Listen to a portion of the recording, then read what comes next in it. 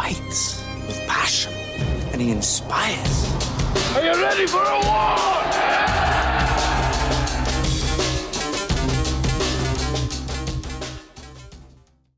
All right, welcome back to From 8 Arbitration. I hope everybody had a great weekend. Mine was fantastic. Drove 1,500 miles this weekend on a road trip. We'll talk about that. But had a great weekend, man. Fantastic time. Last Wednesday, we were in Toledo, Ohio with President there, Mike Hayden. Now, Mike Hayden is running for National Business Agent on the CLC slate, and that's upstate New York and Ohio. So make sure, upstate New York and Ohio, make sure you get the word out. When you get the ballot, Mike Hayden. If you want militancy back in this union, Mike Hayden. If you want somebody that's going to hold management accountable, Mike Hayden. That's what the CLC slate is all about. It is a different group coming in. I promise you that. We're going to get back to militancy, and they're going to put respect back on the name, the NLC. All right. So Mike Hayden is going to be running for NBA of Region 11, upstate New York and Ohio. So anybody in that region, make sure you tell the workroom floor that's who you want, that's who you need, okay? And we're going to do a whole lot of get out the vote stuff, a couple of weeks before. I'm going to do an episode a day to make sure you know who your business agent is, the one running, what states they cover. A lot of people that contact me with issues, I'm like, have you contacted your business agent? Who is it? And so I'll have to, what state are you from? And I'll have to tell them who it is and the contact information. So we will definitely have a huge get out the vote campaign right before the vote comes out or the ballots come out, okay? And so Mike Hayden, upstate New York and Ohio, you'll definitely want him as your MBA. We're getting away from the status quo. We're getting away from that. The carriers have already spoken. You can see that in the TA. They're sick and tired of the status quo, and we're getting away from it. And so if you want to get away from the status quo in Region 11, Mike Hayden. But we were there at Branch 100 last Wednesday. Fantastic meeting. A fantastic group of people. And we really had a great time. It was Anita Guzik, who's going to be the Director of Retirees for the CLC. She'll win that. You got David Groskoff, who everybody knows him. He's a damn beast. He's running for trustee. He'll win that. And James and I, we were there. And so a really, really good time. Then we were in New Orleans Saturday. My wife and I, we drove down there. We spoke to that group. We had Dana Chambliss, who will be the next business agent of Region 8. And Region 8 is Tennessee, Mississippi, Alabama, and Louisiana. All right? And so she'll win that region. But again, if you want the status quo, vote somebody else.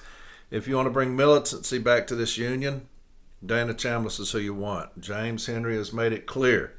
This slate is going to be a reform slate. We are cleaning house. And anybody associated with that old guard is gone. And the carriers are sick and tired of it. We're going to get a new slate in there, and we're going to bring militancy back to this union. And that's what we've needed for a long time. And we have slipped, and the status quo, the enablers have allowed it to slip. And here they come. Here they come running. Now that it's election time, what we're going to do? Well, if you're going to do it, you've already done it. But you turn your back on the city letter carrier, and we're fixing to turn our back on you. And that's the reason that the reform slate of the CLC will win. But Dana Chambliss was there. She's going to be a fantastic MBA. She's my president. Can't wait for her to be over Region 8 because this is my home. I've done arbitrations over every inch of this region. And we need some new leadership, big time. And somebody that brings that attitude and swagger back to the NLC, and she does it in spades. And James and I were down there as well. Had a fantastic group there, and they are excited. No city in the country has been shit on more than New Orleans. No city in the country. You talking about one that has been forsaken by the business agent's office. It's New Orleans. And they know it. They understand it. 18,000 cases pending B. It just straight shit on. And so, but they're very well aware of that. I didn't have to tell them that. They're aware, and so they're desperate for change. So from New Orleans, James got with us. We drove to Augusta, which was 607 miles, and so we had a fantastic time doing that. I always love my road trips with my man, and so we went to Augusta last night. Another great group. You're talking about a Sunday. You always wonder what it's going to look like on a Sunday, because a lot of people, they'll have all intentions of coming, and then Sunday comes and it's like, shit, I just want to sit on the couch. And I get it. We had a fantastic group there. We had CCAs getting off from Amazon Sunday coming, and we got to speak to them. They catered a dinner for us, fantastic, and I let the people that catered it know. I went out there and gave them their props. Fantastic food. But that's another branch, 263, that's on fire, and they're ready for change as well. And so we're ecstatic to be able to talk to them. Saturday we'll be in LA. We'll talk to that local branch there, and then it's on then. It's convention time, and can't wait to see everybody there. I cannot wait. So I'm going to do this episode today. It's not going to be very long. And then I'm going to do an episode tomorrow because my wife is out of town. Y'all know I get bored. So I'll do one today. I'll do one tomorrow. And then I'll have the Wolf, James Henry. He'll be on Wednesday. He's going to talk about the slate. Each member. The NBAs. What states they cover. All right? And that way we're just going to keep doing that. Letting you know when that ballot comes out. Now we will have a mailing. And thank y'all again for your donations. Much appreciated. Much appreciated. The status quo slate, they have it pretty easy because most of them make six figures doing absolutely nothing, and so it's easy for them to put in that money. Well, we got table two carriers on our slate. We got those that understand the struggle, and so but your donations have been much appreciated, and you can still donate. You can still donate. You go to concernlettercarriers.com. You'll see the huge yellow button that says donate. Click on that. $5. It means more than you know. $5. And so, but yeah, we'll be up and running next week at convention time. Remember that Wednesday we're going to have the blackout day. Now that's really taken on. A lot of people started ordering shirts for blackout on that Wednesday nominations. We're going to wear our CLC shirts that Wednesday. All right, so represent. Some of your business agents may look at you sideways because they're the status quo. They're on the status quo slate. Don't worry about that. They're on their way out. They can look sideways all they want to. Walk right on by them with that CLC shirt on because the city letter carriers have decided to stand up, make a stand, and it's happening. It's coming. There's nothing they can do about it, and they know it. A lot of them are reconsidering their position on should they have run on a slate or not. That's happening. Trust me, people talk. And so a lot of them came out, thought that they'd get that bump, and it did not go the way they had thought. And so a lot of them are talking about, did they make the right decision? You did not. You never go against the city letter carrier. You just don't do it. And that slate is full of people who've gone against the city letter carrier. You can't do that and expect to keep your position. It shouldn't be a surprise to you. None of this, nothing that's fixing to happen to you should be a surprise. I've been saying it forever. You can't stop what's coming. I guess people thought I was just up here blowing smoke up people's asses, just talking crazy. You cannot stop what's coming. They want to. They gave themselves a new paint job. They can't stop what's coming. And so, that Wednesday, wear your shirts. I'm excited about it. Got a couple of things, and I'm going to get in. It's going to be a brief episode. I got some discipline I'm going to go over because I told them I would. Got some crazy shit that district managers are saying and things that are happening locally. Crazy stuff that's going on with the city letter carrier craft. And so we'll talk about it. First off, we lost a brother. It was in a rural carrier craft. Another brother lost to the heat. And I'm not even going to be able to say this name. It's in Little Elm, Texas. It looks like Umaskamar Thakar. I know I mispronounced that. Umaskamar Thakar. and he passed away on his route due to the heat. They had a very good little thing they put up there, the rural carriers did, just celebrating his life and asking for the thoughts and prayers for him. But there's another one. There's another. We're numbers now. We're numbers is what we are. We are dying. We are dying on our routes. There is another. We've already had several. There's another one. And what are we doing about it? Nationally, what are we doing about it? I know there's a video that just came out. Summer's almost over with, and National decided to finally put out a video about the heat, which we appreciate. On here, every summer when we begin the summer, we talk about hydration, the steps we take, everything you need to do to keep yourself safe. Every year, if you look on social media, every year the city letter carriers are coming out. This is what helps me. This is what works for me. This is something I put in my vehicle to help during this extreme heat. What do we do when it reaches a certain level of 120, 110, whatever? Take breaks as needed in the heat. Management comes out saying you get no additional breaks. I got another thing I'm going to talk about today. And where is National at? Where are they? Anywhere. Someplace. Raising hell on behalf of the city letter carrier. I know this, and this is a fact. This is a promise from me to you. When Rob Cozier wins Director of Safety and Health, which he will, we've already talked. Anytime something's going on, he's going to be there. He will be there in person to let the carrier know, hey, we are here for you. We love you. What do y'all need from us? What can we do? When the smoke from those wildfires, nothing from National. Nothing. Rob will be there somewhere. If it's several places, I'll make sure of that. But he's already decided that. Flooding, whatever, we're going to be there so that carriers can see, hey, this is our people. This is our agent. They do care. They do love us. When you don't love the city letter carrier, you're non-existent, which is exactly what's happening now. Non-existent. It's become old hat. You're institutionalized. And when you become institutionalized, you become numb to the things that affect the city letter carrier. When you've never delivered out of an LLV before, it's very difficult for you to put yourself in that position where you say, hey man, it's 120 degrees out here. When you're in an air-conditioned office, it's very difficult for you to relate to us. When you've never even sat in an LLV before, you've never delivered one piece of mail out of an LLV. It's hard for you.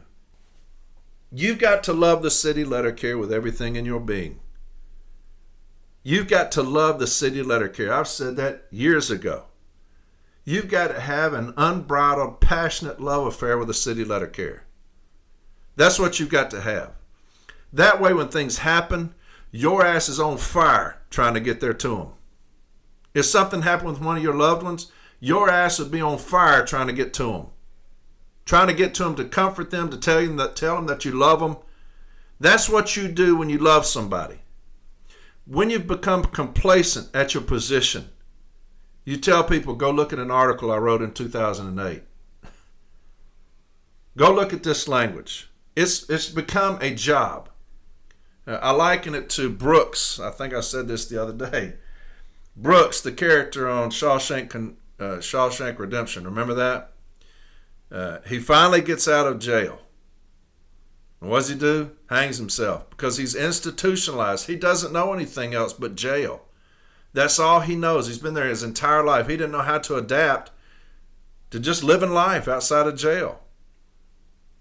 That's what's happened to most of these people at National. They've become institutionalized, smart as hell, brilliant people, can tell you every handbook and manual ever written from 1962, can quote it. You've lost that passion for the city letter carrier, and it is too late to come out now with videos trying to act like you've got it. If I've not seen you for 20 years, if I've not seen you on location, don't come out now because you're running and say, hey, look at me, man, I care. The city letter carrier is not that damn stupid. We have people dying on the street. Where was my union when Brother Gates passed away? The city letter carrier was raising hell. Raising hell. Where was anybody else? I know my leader, he said that we were just seeking a pound of flesh.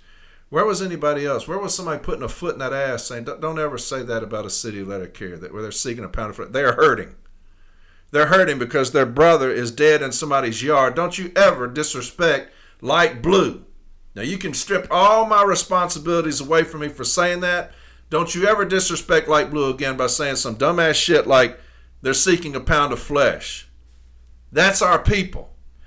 When you don't love us, you refuse to stand up for us. When you don't love us, you violate the Constitution by failing to uphold the Constitution.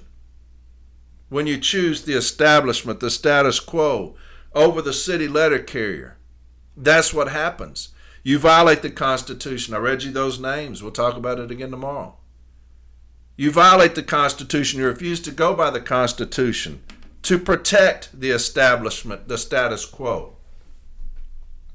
You saw with the slate, the establishment, the status quo will always protect the status quo. I've said that months ago when I told you they were putting a slate together. The status quo will always protect the status quo. You're seeing it now. But I was bothered by the fact that my union does not love us. And it's evident. It's evident. We need people in place that love the city letter carrier and put them first. That's what we need right now more than ever. Another brother dead. Now, he's from the rural carrier crap, but that's our brother nonetheless. What have we done? What things have we put in place for the summer months other than a stand-up talk put out by National? What things have we done? And talking about transparency. If we have done something and it's been rejected, I want to know about it. I want transparency. I'm telling you that Rob and I are going to put forth a game plan on some kind of MOU for the summer months, June to August. Things that we can do to protect the city letter carrier. And I will tell you about it. Every Tuesday, I'm going to have a Zoom meeting nationally. You can talk to me, ask me questions. Why? Because the city letter carrier wants the agent to be transparent with them. We pay you good money. Be transparent. Let us know what you're doing. Don't just start doing shit because you're running for a position. Don't say, hey, look at me. Look at this video. I want to talk about summer. Hell, you might as well start talking about fall. You might as well start talking about slips, trips, and falls because the leaves falling off the trees. It's disingenuous. And the carriers are sick and tired of it. And they've noticed. They've taken notice. I'm sick and tired of my brothers and sisters perishing in inclement weather. I'm sick and tired of it. My agent should be raising hell right now. And they're not. They are complacent. Because when you've not done what we've done in 40 years, you become complacent. Brilliant, complacent. The city letter carrier has to mean something to somebody. They've got to mean something to somebody. We're out there every day in this, sweating our asses off, in ovens. Where's my agent? Another dead. What do we put in place for the summer? Anything? Have we shot anything up the line? This is what we need to do during the summer to help the city letter carrier. I don't worry about your numbers. I'm not concerned about your numbers. That's what you're concerned about. I'm concerned about the numbers of lives lost are the only numbers I'm concerned about. Management will always be concerned about numbers. Always. I told you about Bruce Getz. I've told you 20 times now. When I went to him, we were talking about the summer, and I said, why don't you let carriers stick their DPS in the office where the air conditioning is on? Well, ops is worried about efficiency. It's always about numbers. We have got to worry about the numbers of lives lost. That's the only numbers need to be concerned about. We need a change. We need a change. We need to put people back in place that have passion and conviction for the city letter carrier, that love the city letter carrier, and it's not just a means to have a nice retirement and a good fat check, right? But we've lost another, a brother, a rural carrier, and we will pray for that family there, right? But we've got to do something. We've got to do something, and Rob will. We'll press that. Things to do during the summer months to help the city letter carrier. And that's a promise from me to you, okay? Now, we've got some fundraisers. Now, the CLC fundraising comedy night, that exploded. We were extremely pleasantly surprised at that. You're talking about 250 capacity, and it sold out in days. And we were pleasantly surprised. So much so that we did another show. So if you want tickets to the CLC fundraising, the comedy night, we put on another show, I think it was yesterday, and I think just about all the booths are sold out already. But get on concernedlettercarriers.com. You'll see the QR code and get your tickets, because those are selling fast. We talked last night, and they're already selling fast. And this is what it is. It's the second show now because the first one sold out so fast. Comedy night, laugh, celebrate, support the CLC. Wednesday, August 5th, that's the day of the nominations. Night of nominations, 9:30 to 11:30 p.m. It's only on Wednesday. I know there was something came out and said something about a Thursday. No, it's only on Wednesday. The second show will start immediately after the first. Upstairs Comedy Club, 1415 South Los Angeles Street, Los Angeles, California. CLC announcements and celebrations. The comedy show starring Dapnick Springs. MC and DJ and more. 250 capacity. Of course, the first one sold out. Ticket options. VIP booths. 4 booths available. Seats up to 6. Bottle service included. That's $600, and I think most of those have already sold out. Front row reserved seats, 16 seats available, $75, and I know a lot of those have sold. General admission, 210 seats available, $65 per seat. All proceeds support the future of our union that goes to the concerned letter carrier. So, again, we cannot thank you enough. I speak on behalf of all the CLC slate. Thank you. Thank you for doing that, for getting involved. We cannot thank you enough, right? Another thing, this one always goes fast, and he told me the other day that these tickets are really going fast. It's the Flag Experience game, an unforgettable experience and a proud tradition. This is the Colts versus the Texans. It always sells out. He always sells these tickets, but they're really going fast. So if you want some for you and your child to get down on the field to hold the flag, which would be you'll remember that forever. Come onto the field and help hold the American flag during the national anthem. Colts versus the Texans. The date is September 27th. Location is Indianapolis. Be part of something bigger. Join us for a day of pride, team spirit, and a memory that will last a lifetime. I've got my tickets. My wife and I will be going. I know James and his lovely lady will be going as well. It's $100 a ticket. A ticket to the game, on-field access, $10 food and beverage credit. And contact for pricing, Tim Hout, 260-760-3712. Again, that's $100. It gets you a ticket to the game and an on-field pass, $10 for food and beverage credit.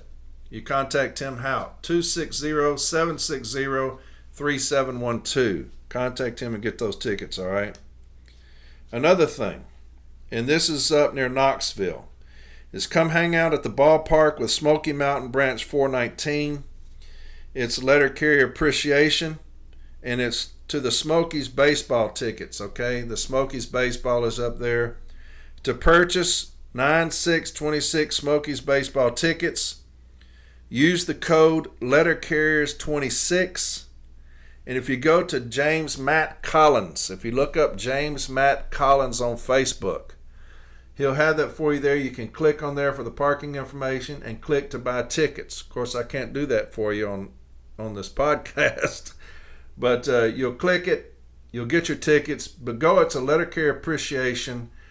Those ballparks are always fun. Those semi-pro, always fun. All right, so Smokies baseball tickets. It's letter carrier appreciation. Contact Matt Collins, James Matt Collins. He's the president of Knoxville. Contact him. Take your family there for carrier appreciation. 9/6/26. Okay, and so there you have it. There you have it. There's the announcements. I want to say, you run across things sometimes that are just damn bizarre. Damn bizarre. Okay? Here's one of those things. Now, this is management in a nutshell. We're talking about they don't have any money. Okay? We're going broke. You know, they cut off the spending, can no longer get waters, right? Listen to this. Listen, I can deal with a lot of stuff from the post office, but toilet paper and paper towels aren't in my station. Starting tomorrow, we're going to have to bring stuff from home. Why are we out of supplies? He told Other Care that the supplies he ordered weren't approved and that the station is over its budget. But now we're completely out of stuff, which is crazy.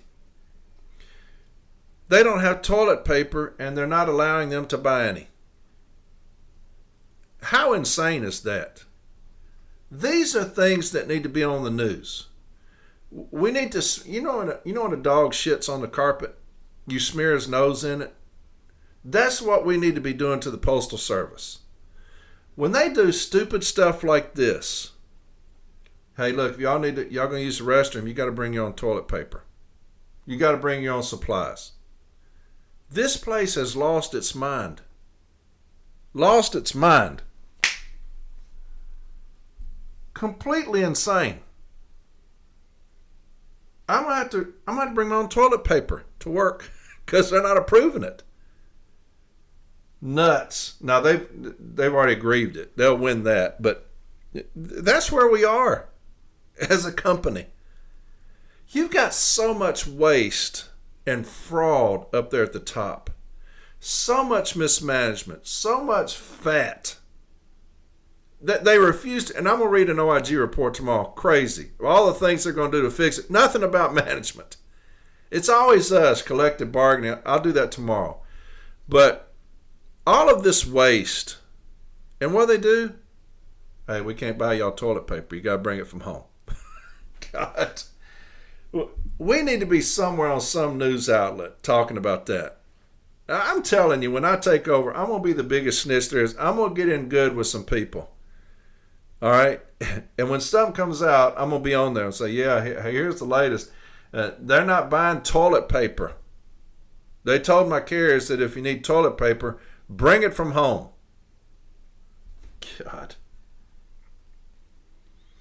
Here's another thing.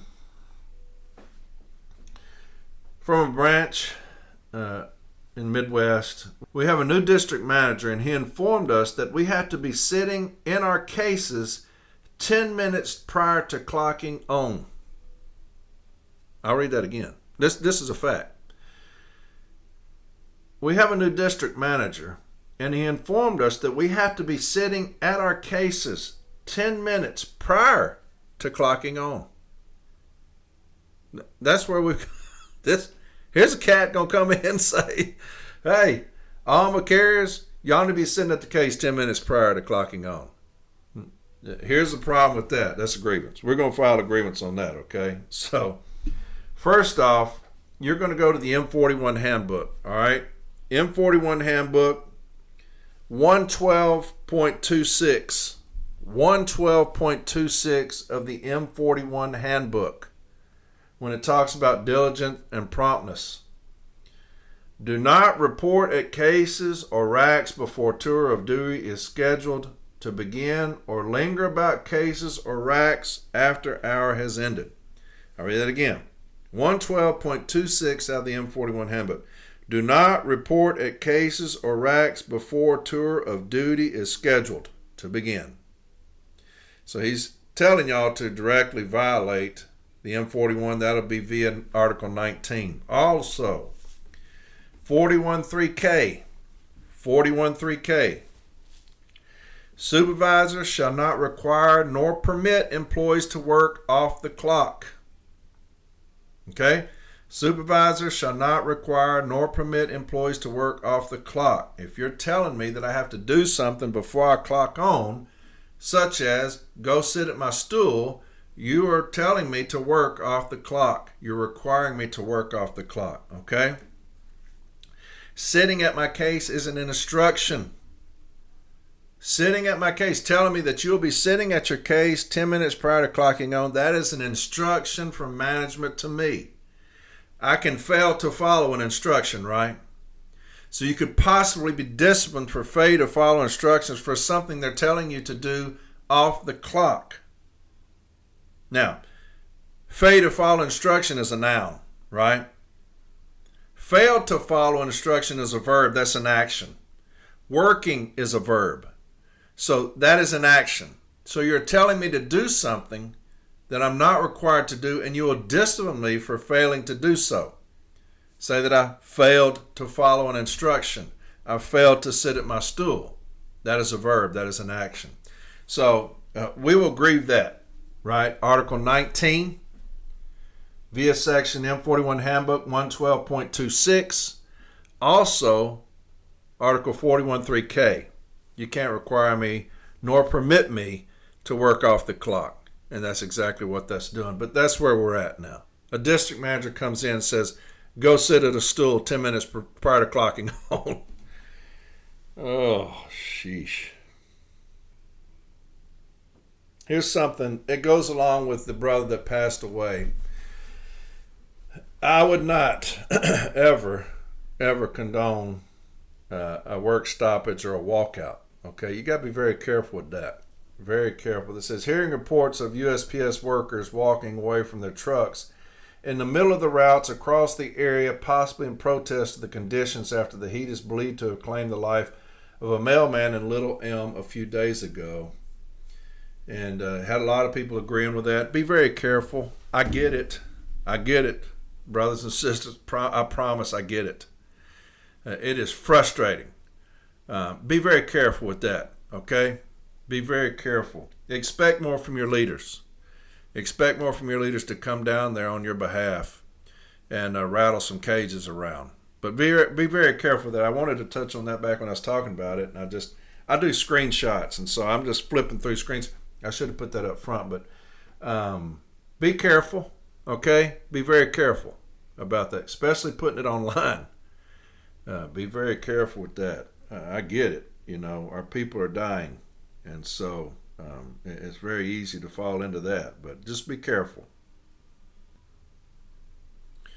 Here's another thing that's going on, and it's everywhere, okay? What management's going to do is they're going to have to make their numbers, or the supply, same point last year.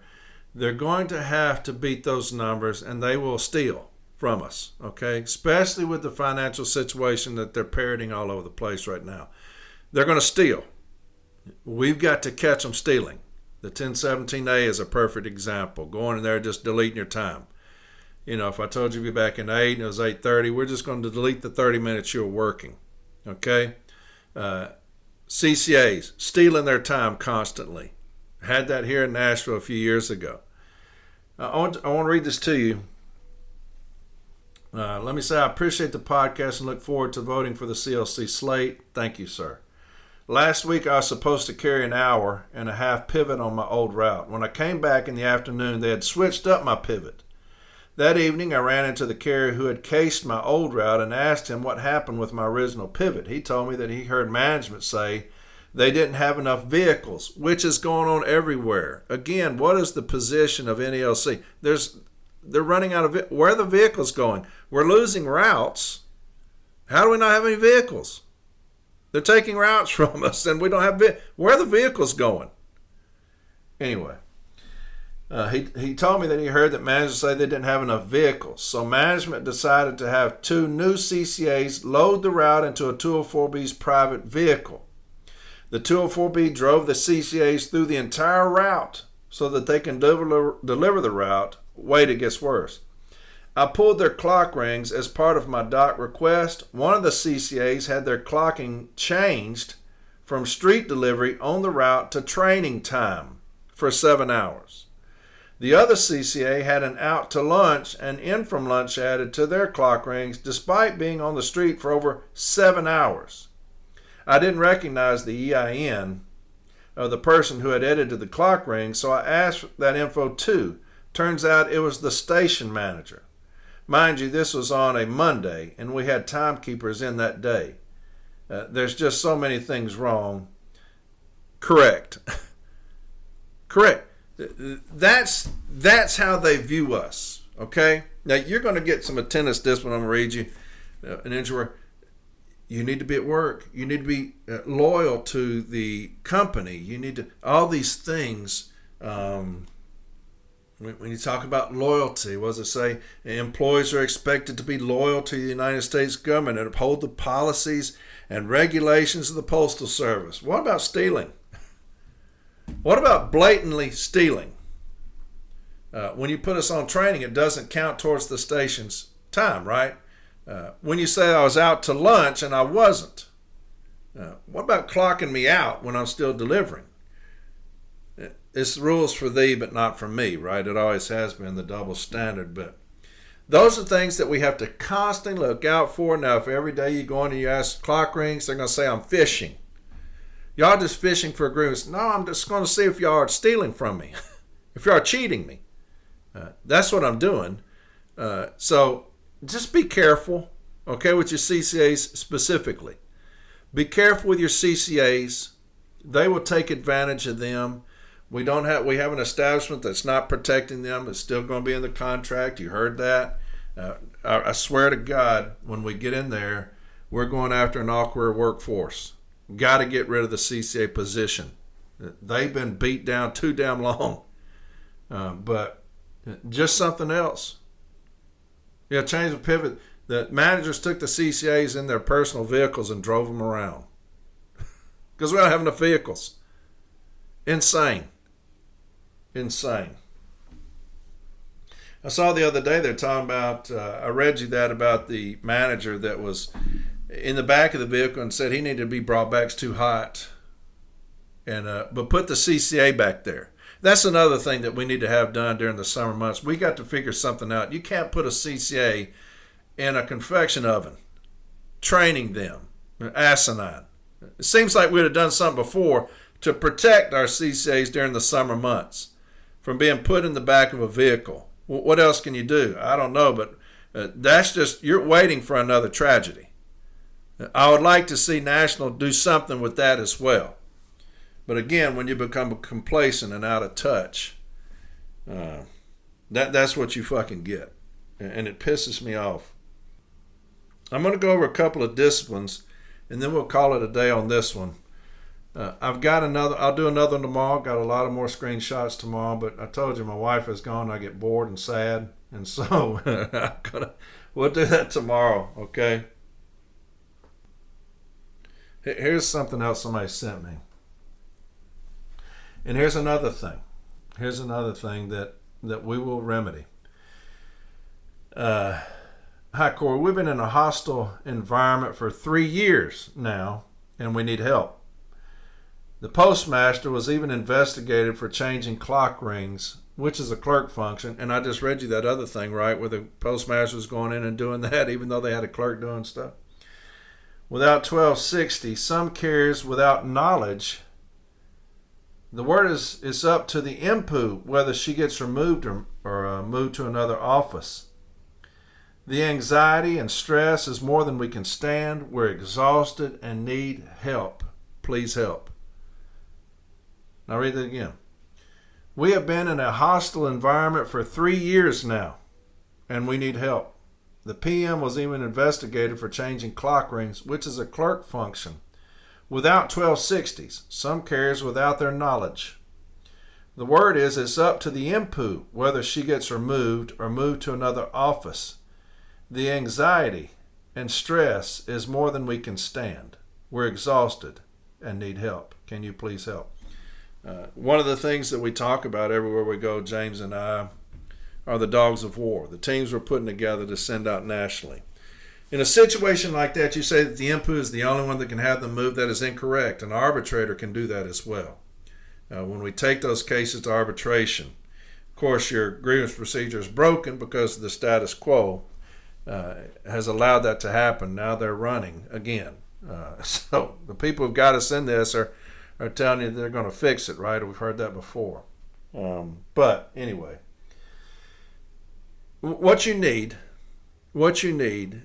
is a group of individuals that are highly trained to go into that office and devour your management team. That's what we're bringing. Devour your management team. The IMPU will be part of that arbitration, because if the IMPU is made aware of it, which we will make sure that they are, because we will email district managers and IMPUs and get them involved. Why? Because you want it to be an inconvenience. You want management to correct management. And how do you do that? You make it such an inconvenience for them that they finally say, hey, you got to go somewhere. You got to go somewhere else. They do not want to be in arbitration. They do not want to be questioned. They hate the NELC questioning them in front of anyone. Why? Because they're above that. They are management. Who are we? They despise it. So you got to get them in there. And how you do that is you email them. You email them and you talk to them. And that way, when you call witnesses and you say, I have to subpoena one or call a witness as a hostile witness because management's not going to call the district manager, I'm going to call the district manager as a hostile witness. And that way I can lead him, because when you call your witnesses, you have to have direct questioning, right? You can't lead them. If I call a witness as a hostile witness because management refuses to call somebody, I'm going to ask the arbitrator, I'm going to call this witness as a hostile witness, Madam Arbitrator, and I would like to lead them. And they will let you do that. I had that happen in Mississippi. And so what you do is you bring them in there and you lead them down the path that you want them to go about why they did not correct the situation. One that has harmed my carriers more than anything else is the toxic working environment. And again, no answer from anybody. The only ones that have an answer to it is James Henry. And when he talks about the dogs of war, putting those teams together where we will go into stations and we will stay there until the mission is complete. I'm sick and tired again of my brothers and sisters living in these stressful environments, intentionally done so. You have managers that take great delight in causing my people harm. They thrive in it. Anytime you have something based off of numbers, you're going to have that. They're going to beat us down. We need steel-toed boots walking on that workroom floor. We need to carry the hammer again. And we will. And we will. But it hurts me to have somebody reach out and say, can you help us, please? And I'm halfway across the country. I can tell you what to do. The grievances to file, send you the things to file on.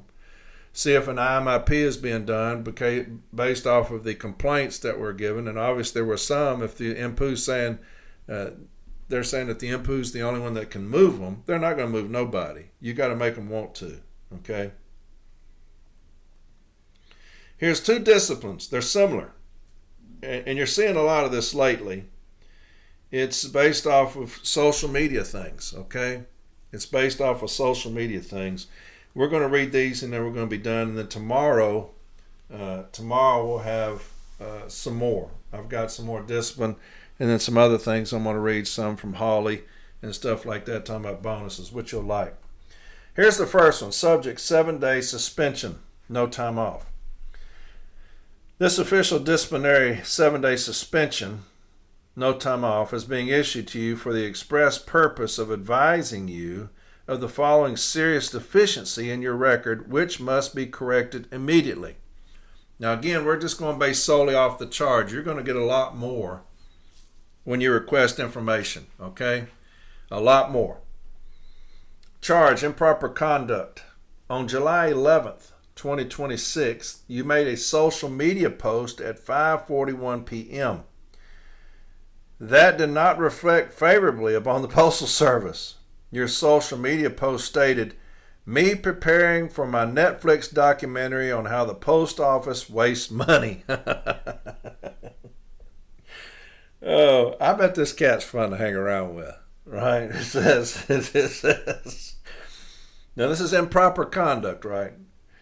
On July 11th, 2026, you made a social media post at 5:41 p.m. that did not reflect favorably upon the Postal Service. Your social media post stated, "Me preparing for my Netflix documentary on how the post office wastes money." You took this picture while in a postal delivery vehicle as well. Your conduct is improper and will not be tolerated. On July 11th, 2026, on July 13th, 2026, you are given the opportunity to explain your actions in an investigative interview. You are asked if you are aware that employees are expected to discharge their assigned duties conscientiously and effectively. You answered yes. Asked if you're aware of ELM 66516 behavior and personal habits. You answered yes. You confirmed you're working on Saturday, July 11th, 2026. You were asked at what route you were working on at 5:41 p.m. on July 11th. You answered either my route or a pivot. I did have a pivot on 15 maybe. You were asked if you have ever taken a video of yourself while working for the Postal Service while inside a postal vehicle. You stated, I have, yes. I asked you how this action is acceptable in terms of adherence to ELM 66516. You answered, I was on a 10-minute break. I can break dance if I want. I'm on my 10-minute break. I like this guy. He answered, I was on a 10-minute break. I can break dance if I want. I'm on my 10-minute break. You offer no explanation that would mitigate the need for this action. He did offer an explanation. He's on a 10-minute break. He said he can break dance if he wants to. Show me something I can't. Anyway, your action is a violation of, but not limited to, the USPS Standards of Conduct as expressed in the Employee Labor Relations Manual, ELM, and M41, City Carrier Duties and Responsibilities. I've got ELM 66511, Loyalty. Employees are expected to be loyal to the United States government and uphold the policies and regulations of the Postal Service. 66513, Discharge of Duties. Employees are expected to discharge their assigned duties conscientiously and effectively. 66516 or 66515, Obedience to Orders. Employees must obey the instructions of their supervisors. And 66516, Behavior and Personal Habits. Employees are expected to conduct themselves during and outside of work hours in a manner that reflects favorably upon the Postal Service, although it is not the policy of the Postal Service to interfere with the private lives of employees. It does require that the postal employees be honest, reliable, trustworthy, courteous, and of good character and reputation. The Federal Standards of Ethical Conduct referenced in 662.1 also contain regulations governing the off-duty behavior of postal employees. Employees must not engage in criminal, dishonest, notorious, disgraceful, immoral, or other conduct prejudicial to the Postal Service. Conviction for a violation of any criminal statute may be grounds for disciplinary action against an employee, including a removal from an employee in addition to other penalties imposed pursuant to the statute. And it's also got M41 112.52. And that's conduct affairs of personal life in a way that will reflect credibly on both you and the Postal Service. Now, anytime we're talking about criminal statutes, when you got behavior and personal habits, you're going to go to arbitrator DUDA, D-U-D-A, 14086 A and B, and he talks about 66516. It's not applicable. But here's the thing. There's no language that prohibits me from taking a picture inside my vehicle. There is no language that prohibits me from taking a picture with my vehicle, with the insignia of my vehicle. There is no provision that prohibits me from doing anything with my social media account. There's none of that. You charged me with improper conduct. You're going to have to show that my conduct was improper when I did that, because You have cited 66511 loyalty. You cannot prove that. It's an impossibility to prove 66511 loyalty. You can't do it. I'm on my break. 66513 discharge of duties. You cannot prove that I violated that. You've not shown anything on this charge letter that prohibits me from doing anything with my social media, with my camera, with my phone, with the mail, with the postal vehicle. I'm going to say that if there is a rule, there should be a rule cited that says you cannot do anything on the clock such as social media, like a social media policy. You didn't cite any of that. You went straight to a 7-day. Now, y'all wouldn't know this by the charge, but they said that they went straight to the 7-day and said that labor told them we can go straight to a 7-day on certain things. Well, that charge letter are generic basic charges. That does not warrant a 7-day. Or skipping the letter of warning. Now, I've always talked about my favorite case is Cohen 00557. I read it last week, maybe, and the week before. I'll read it all the time because it's my favorite one. It's a great one to put in on arbitration. 00557. Grievance supervisor was asked if he had considered a lesser penalty. He replied that he had and had decided against it on the ground that he felt it would have no impact. This is going to be the same thing that's going to happen in arbitration when we have this individual up there. The action of the supervisor in this regard is a violation of Article 16, Section 1 of the National Agreement. The first sentence of this article states, in the administration of this article, a basic principle shall be that discipline should be corrective in nature rather than punitive. Now, if you look at the very first sentence of Section 115 of the M39 Handbook, which covers discipline, what is it going to say? In the administration of this article, a basic principle must be. It's the two words are changed, shall be and must be, okay? So you'll always put that in your contention as well. It has been held many times by other arbitrators that for discipline to be corrective, it must be progressive. This directive from the National Agreement is mandatory. It is not discretionary, which means it takes discretion away from the supervisor whether they're going to do it or not. You don't have that discretion. That's what he's saying. It's not discretionary. Management does not have the choice as to whether it will issue corrective discipline or not.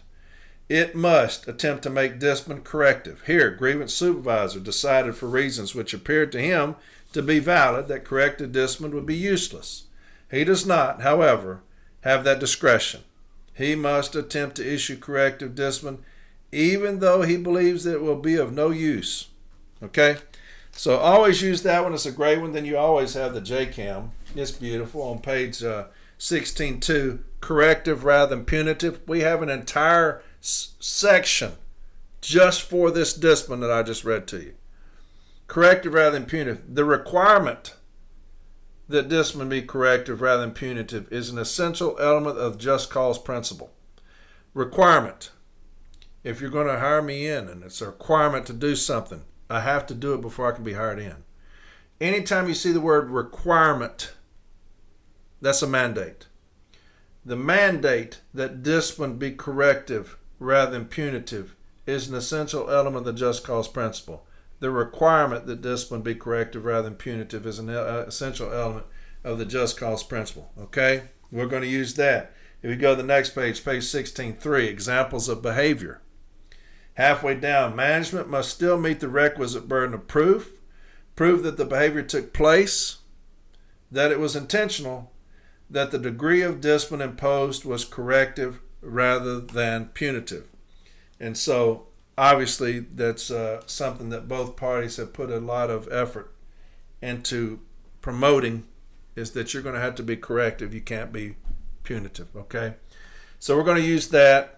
Use this decision here. It's a fantastic decision. Again, you've not cited the first rule or regulation that prohibits me from taking a picture of anything or using my social media account for anything. Okay? They've not done it. And so if they try to come in there and say, well, you know, he can't be in that vehicle doing, where does it say that at? He can't be taking pictures in his. Where's that at on this charge letter? You got basic things: loyalty, discharge of duties, obedience to orders, and behavior and personal habits. Nothing about social media policy. Nothing about taking pictures. Nothing about the mail, the vehicle, the eagle. Nothing that I can't do anything on my 10-minute break. So do that. Also on this one, and these are things that you look for, the supervisor and the reviewing and concurring official, same type. The date, same person. Look at that, okay? It's the same person that wrote that. They either wrote their name in there for them, but the date, identical. Look at that. And let's see what we can do with that, okay? We'll interview the concurring official, especially about the skipping of the letter of warning, going straight to a 7-day. I don't care what labor says. Labor says that they can. Labor's not going to be in there testifying. These two numbskulls are going to be in there testifying as to why they saw that they could skip progressive discipline. Let's look at that. When we request the disciplinary action request or whatever y'all use, let's look at that concurring official pretty hard, okay? It's both on 7/24/26. Both of them are on 7/24/26. I'm always leery of that because the date that this was written was 7/24/26. It was written on 7/24/26. It was the issuing supervisor, the concurring official, and also received by, all on the 24th. Okay, so let's look at that. Got another one. This was a little bit longer, but it's kind of the same thing. And they did put some language in here, but it doesn't apply. We'll go over it, and then we'll be done today. This one is charged unacceptable conduct, issued June 29th, 7-day suspension. Specification: your conduct was deemed unacceptable when on multiple occasions you posted videos on TikTok in uniform with the Eagle logo in plain view, and when you posted videos in USPS ProMaster vehicles with mail and parcels in plain view and while on the clock. Okay? Upon thorough examination of all applicable data, including an investigatory interview, singular, the following infractions have been identified. On April 4th, during an investigative interview on June 5th, you were asked if you made any post on any form of social media, and you answered, "I can't recall exactly." You were shown a video created by you and posted on TikTok on April 4th, in which you stated, "Being hated by an idiot is the price we pay for not being one of them." I know that's right. When asked to explain what you meant by the comment, you explained, "It wasn't a comment made by me, it was a sound. It was in general as a person feeling that way." April 6th, 2026.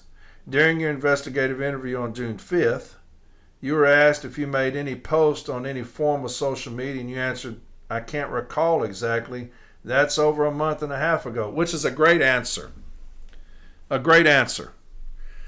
Because memories fade over time. That's the reason we say discipline must be initiated as soon as the offense has occurred, right? When you talk about Article 16, one of those sub-questions in there about discipline being timely issued, that's the reason why, because memories fade. Was the disciplinary action taken in a timely manner?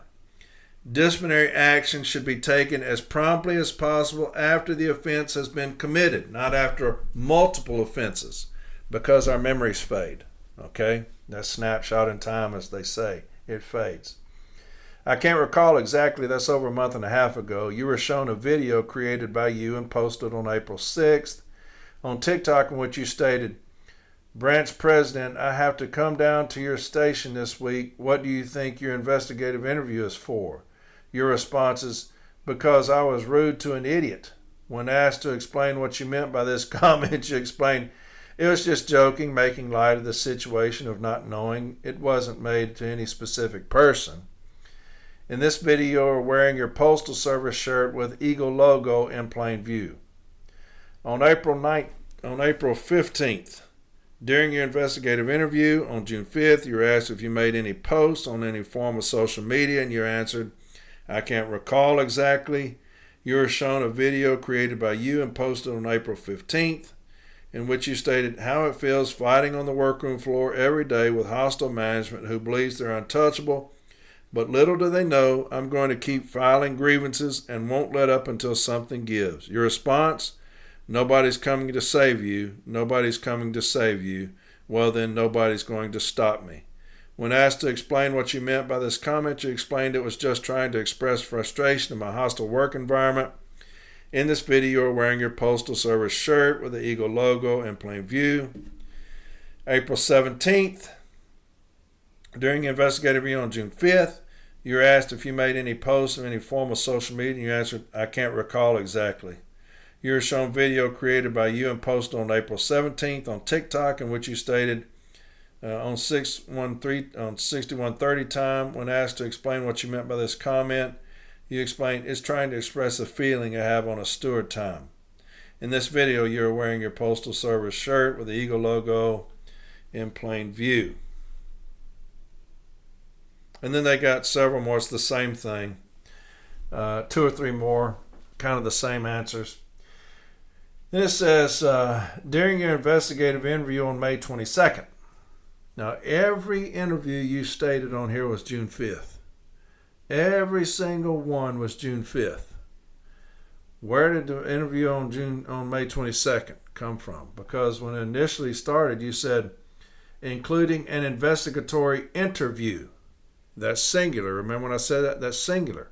That means we've only had one.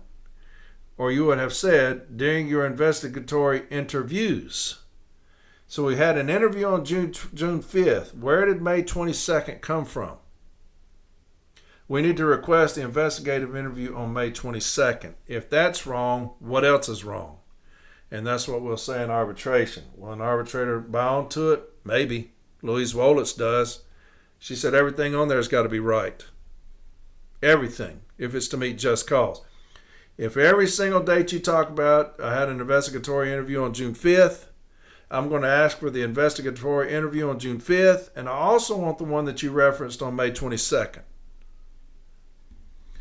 Your union representative, present, you acknowledge that you're aware of ELM 66511, loyalty, ELM 66513, discharge of duties, ELM 66515, obedience to orders, and ELM 66516, behavior and personal habits, ASM 363, social media policy, states that the employees must receive written permission from the Postal Service social media team and the appropriate vice president before establishing any online accounts that represent the Postal Service.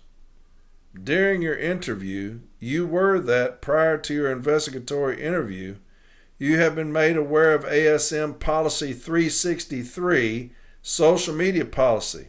You answered, I can't recall exactly.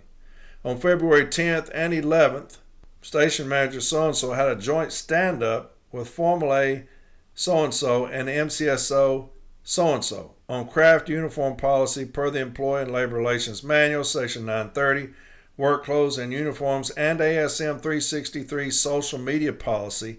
When asked to explain your understanding of the stand-up, you explained, what I can recall is that we were to be in uniform when present at work. I don't remember anything mentioned about 363 policy since this took place a while ago. You were then asked if you have any social media accounts, and you answered yes. You were asked if any of them represent the United States Postal Service, and you answered no. You were asked if you were on the clock or on a paid status at the time these videos were recorded. You answered no. You were asked if you recorded, edited, or upload this content during your scheduled tour of duty, and you answered no. You were asked if you were ever performing official postal duties at the moment any footage was captured, and you answered no. A follow-up investigative interview was conducted with you on June 5th. Well, where did this 22nd go? All of this was on the 22nd. And we come back on the 5th. This is May 22nd. And we come back on the 5th. A follow-up investigative interview was conducted with you on June 5th. During this interview, you acknowledged that you recalled your interview on May 22nd. During the interview on May 22nd, you were asked if you were in a pay status during the time these videos were recorded. You stated no. When asked if this is correct, you answered yes. During your May 22nd interview, you were also asked if you were performing postal duties when this video was captured, and you stated no. When asked if you stand by that statement, you answered yes. You were then asked if this vehicle number is your vehicle number, which you confirmed. You were then shown a video from April 6th in which your assigned vehicle is recorded in. When asked to explain why you stated that you never made a video in a pay status or while performing postal duties when your video on April 6th shows you in the back of the ProMaster, you answered, "This question is accusatory, and that accusation cannot be proven." Despite the visual evidence presented, TikTok on 310 and 325 and 525 and 1115, 1121, 1210, and 12:2. Records indicate you were on the clock or at work on each of these days. When asked if you see any mail in plain view in the multiple videos presented to you, you answered, "I didn't see any addresses or any revealing information." When asked if you believe your actions in TikTok have reflected positively on the Postal Service, you answered yes. When asked to explain why, you answered, "I'm just expressing myself as an employee off the clock in whatever way that I choose to. I also have a disclosure that my posts do not represent my employer.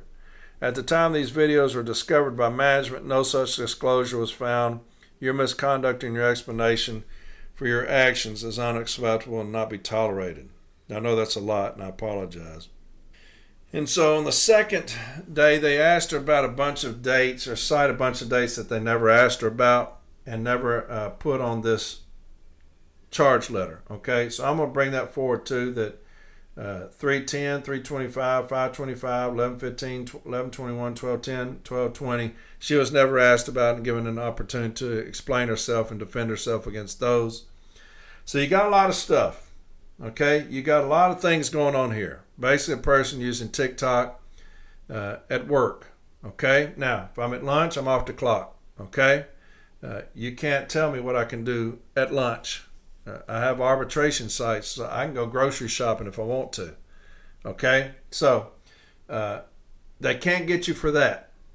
Now they're cracking down on these things because they ain't got nothing better to do, right? Then go around and survey and watch my social media.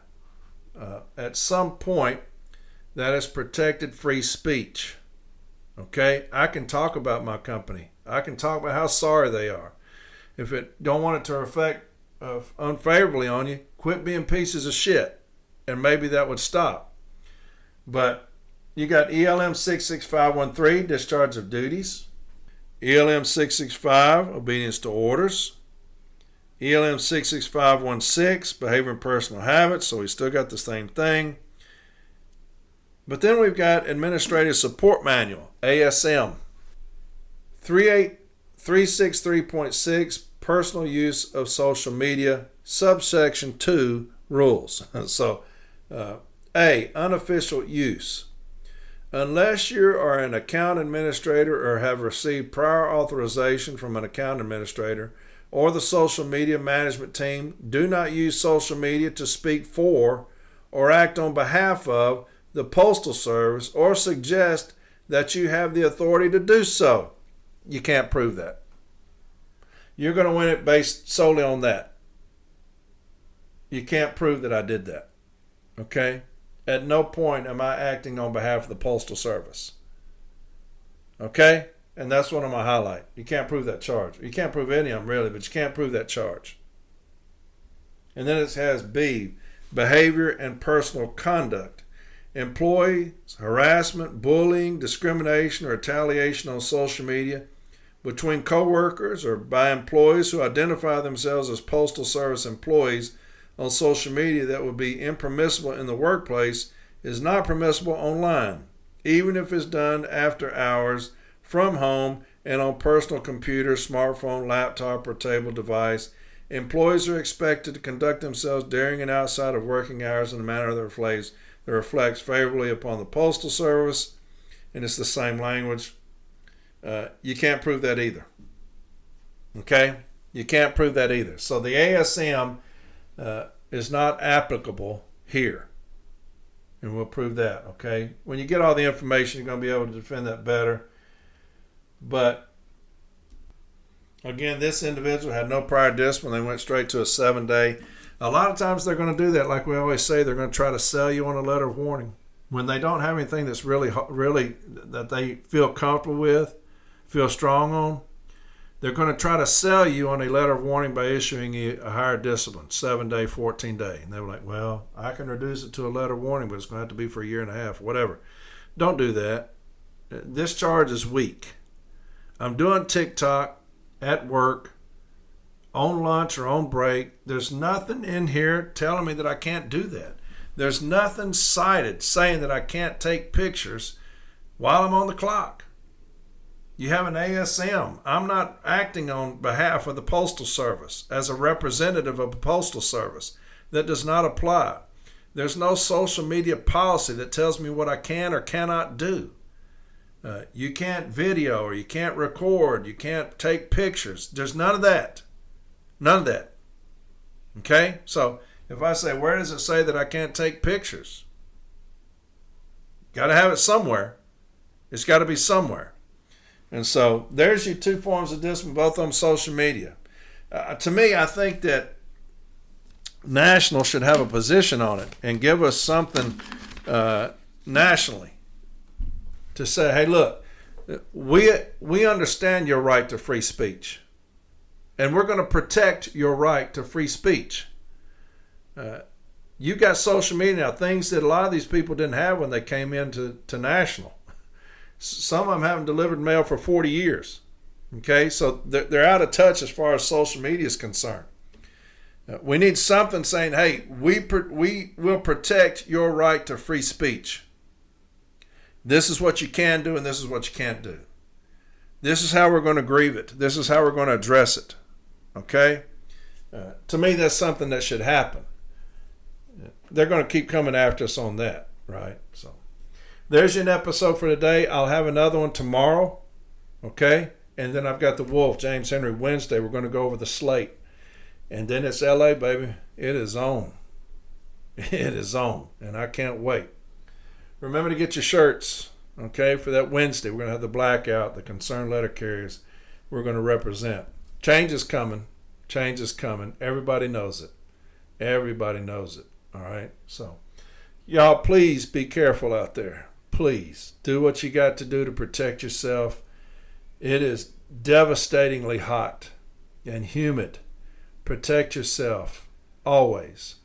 Take breaks as needed, as many as you need. Okay? I love you. I love you, Light Blue. And we are coming. We are coming, I promise. I love you, and I'll talk to y'all tomorrow. We'll have another one because I'm bored. My beautiful bride is in New York. So I'll have another one tomorrow. We're going to have some fun tomorrow, some stuff I've got. So I'll talk to y'all then. Be careful. I love you. Bye.